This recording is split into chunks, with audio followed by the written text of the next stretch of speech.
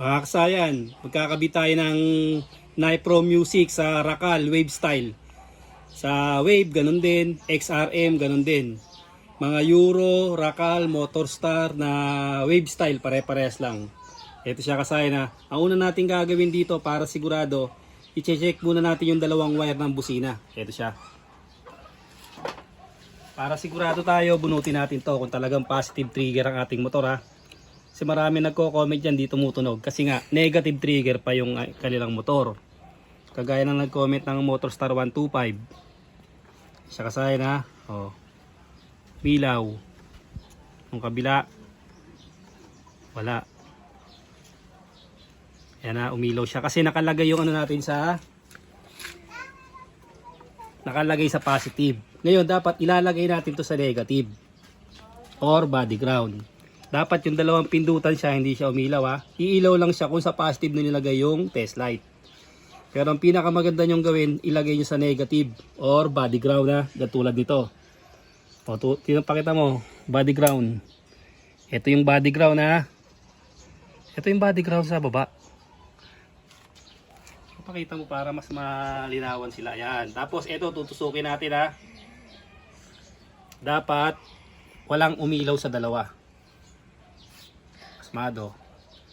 Yan, walang umilaw dapat sa dalawa. Pag may umilaw dyan, ang ibig sabihin niyan ay negative trigger. Dahil walang umilaw, positive trigger to. Iilaw lang to kung ilalagay natin to sa positive. Dapat ganito ang pag-test nyo sa negative ha. Tapos tusukin nyo para clear. Para bago nyo lagyan yung motor, alam nyo na kagad. Kasi kung negative trigger, kailangan nyo pang gawing positive trigger. Ito, para gumana yung Nipro. Bas, babalik na natin. Dahan-dahan lang, steady lang para hindi magulo. Tapos kasayan, ang hahanapin natin dito, yung trigger. Ito yung trigger ha. Yan, kung nakalagay ito sa negative, yung trigger, tutusukin natin. Pagka umilaw siya, pag binusina siya ang trigger, light green ha. Yan. Hop, nakapatay. Yan siya kasayan ha. Yan o. Iilaw lang siya pag pinindot ang ating busina. Magdidikit yung accessory wire at yung light green. Yan siya, ganyan yung pag-test ha. Para alam niyo sa dalawa kung alin ang trigger. Kung alin yung inyong puputulin. Yan, tapos pag nahanap niyo na yung trigger, yung light green. Ito yun ha, nahanap niyo na ano. Putulin niyo na siya. Yan, putulin niyo lang siya na ganyan. Pag putol niyo, may relay o wala ha, parehas na parehas. Pag putol niyo dyan, kabilaan, kukunin niyo yan.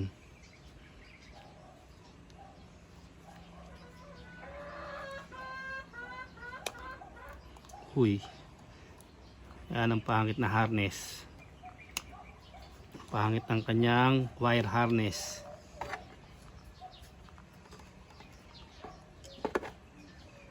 Malutong.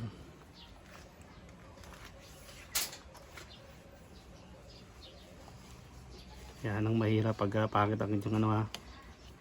Sunog na agad oh. Dapat yan papalitan. Hanapin niyo yung ano, palitan ng ibang wire.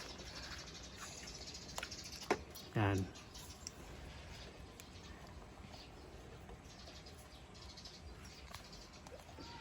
Tapos ito yung light green ha.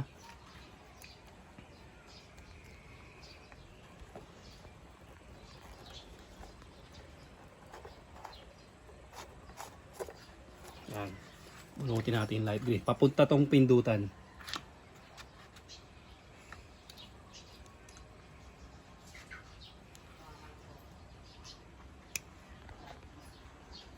Gagawin ko dito, papalitan ko ito ng ibang wire. Sige, lumabas ka lang. Dahil siguradong pagkaganto, tutuloy nyo pa to, mabilis lang tong wala yung busina nyo. So, ini-wiring natin. Bago tong mga wire na to ha, wala pang isang buwan tong ano na to. Kaya nagloloko-loko kasi, ayan o, baka masyadong mahina. Tapos itong isa, babalatan din natin to.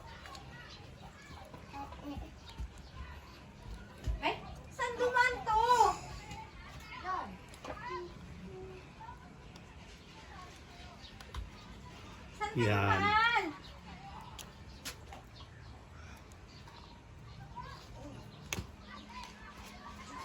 Yan ha. Tapos, itong maghahanap kayo dito ng solid green. Pwedeng body ground, pwedeng solid green. Kulay ng Honda.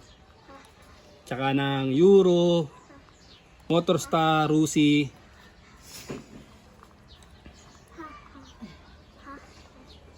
Honda, yan.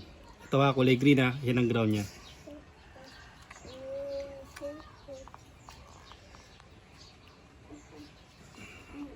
Okay, ito na yung ground.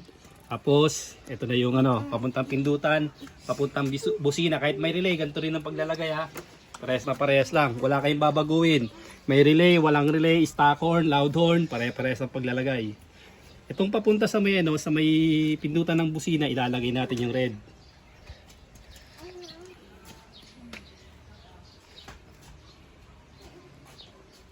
Tapos, ito naman papunta sa may busina, o papuntang relay, kung may relay kayo, lalagay natin yung blue.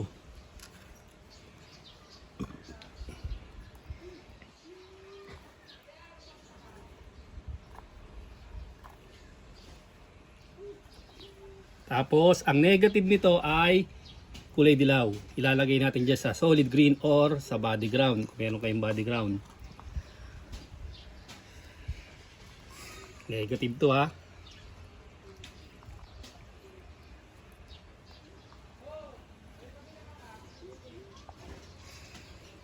Yan. Tapos, kung maglalagay kayo ng ilaw, ilalagay nyo rito.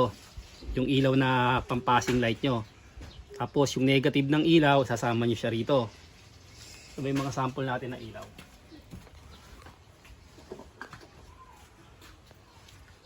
So, lagyan na rin natin ng ilaw ha.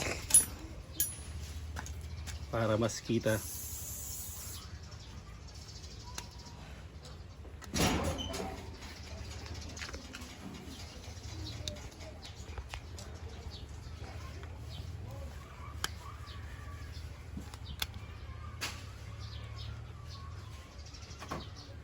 Yung positive sa kulay brown ha. Yung negative, sama rin natin sa negative. Ito. Yan yung negative natin. Sama rin natin yung negative ng ilaw. Pero pwede naman kahit saan ilagay, depende sa inyo. Saan ilalagay yung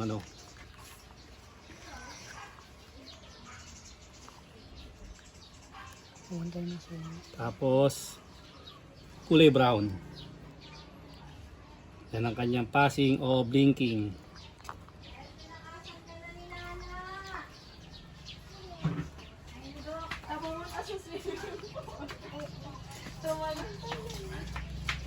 Yan.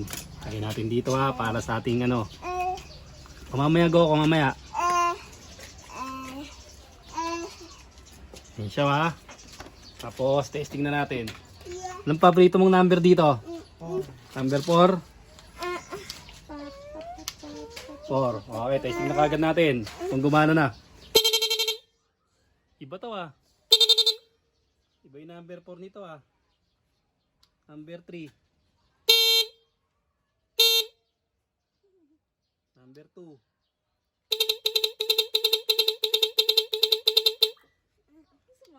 Number 1. Ano yun? Yung number 1. Tapos 12.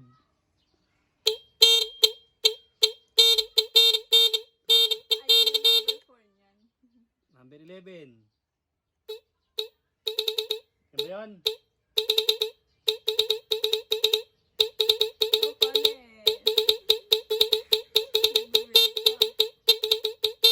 Maganda yata yun pa to ah.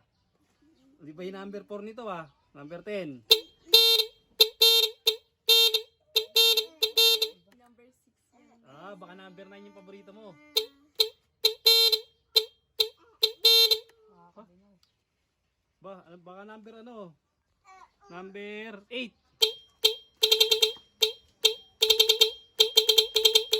Iba rin ah. Number 7.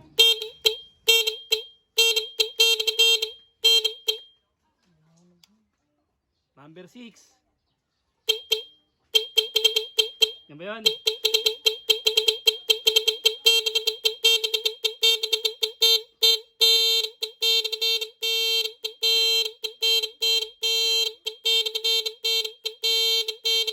Okay, kasayan. Oh. Okay na, ganun lang kabilis yan kasayan pag maglalagay kayo ha. Honda, Euro, Rusi, basta XRM, tsaka Honda Wave Style. Ito, Rakalwante ng ating model. Hanapin nyo lang yung trigger, tapos putulin nyo. Papuntang busina, yung blue. Tapos papunta sa may pindutan, yung red. Sa ibang kulay nito ay yellow-green. Tapos ito naman yung yellow sa may negative o pedring body ground. Solid green. Sa ibang kulay naman ito ay kulay black. Tapos yung positive ng ilaw sa brown. Tapos kung saan nyo nilagay yung negative, doon nyo rin nilagay yung negative ng ilaw para isa na lang. Hanggang dito na lang mga kasayan. Salamat sa panonood.